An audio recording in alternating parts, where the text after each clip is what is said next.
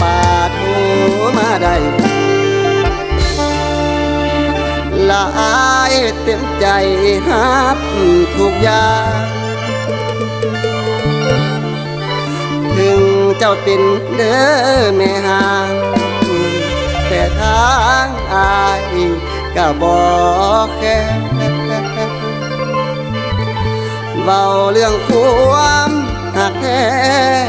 นอกจากแม่บ่มีไผ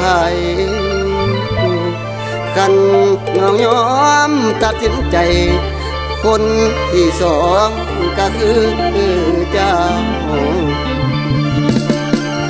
ละคันผัวไรลืมทิม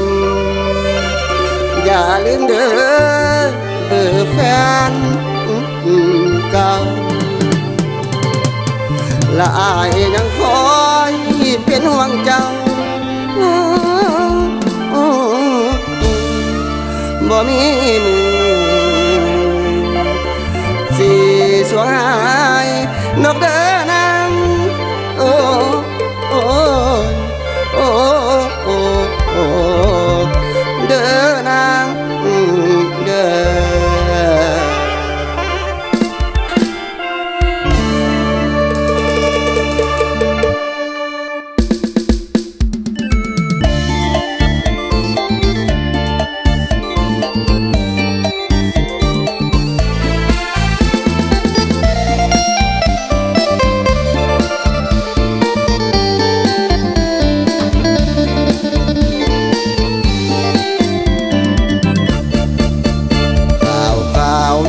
หูดังส่งมาว่าผัวกันดาเขานั้นไปมีใจสองปล่อยให้คนดีเจ้ามีแต่ควรหม่นมอง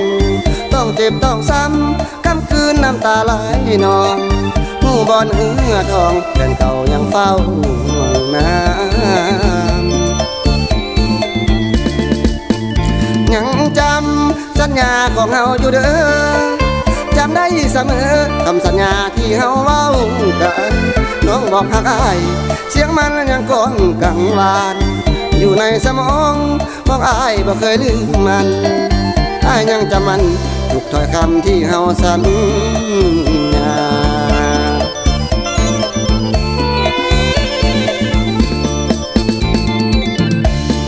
อินพ้นฟ้าอยู่เทวดาองค์ใดปั่นแตงอินพ้นฟ้าอยู่เทวดาองค์ใดปั่นแตงลาคำแพงเจ้าลืมบักอายไปมีผู้ไม่คล้องตั้งแต่น้องไปอยู่น้ำเขาหัวใจซ้ายก็เลยง่อยเหงาดังคือคนบ่าวการเวลาผ่านหลายปีแล้วแต่ทางหัวใจบ่ลืมใดจักเทื่อแถมได้ยินเขาลือเรื่องน้องหัวใจอายเป็นห่วงนางฟังคนดีเจ้าจงฟังถึงอายผิดหวังแต่อยากให้น้องว่าถึงเจ้ามีผัวยังฮักทุนหัวบอกเคยด่า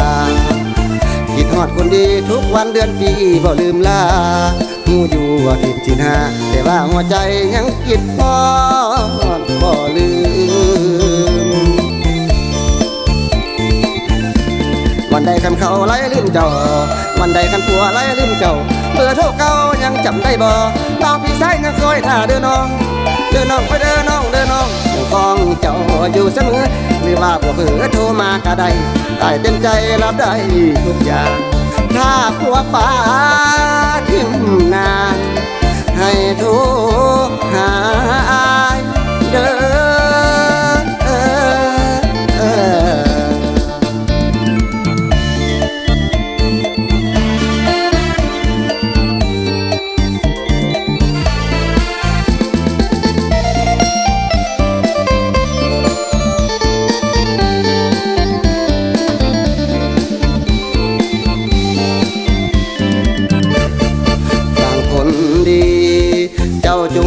ฟัง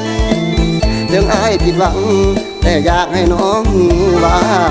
ถึงเจ้ามีผัวยังฮักทุนหัวบอกเคยด่า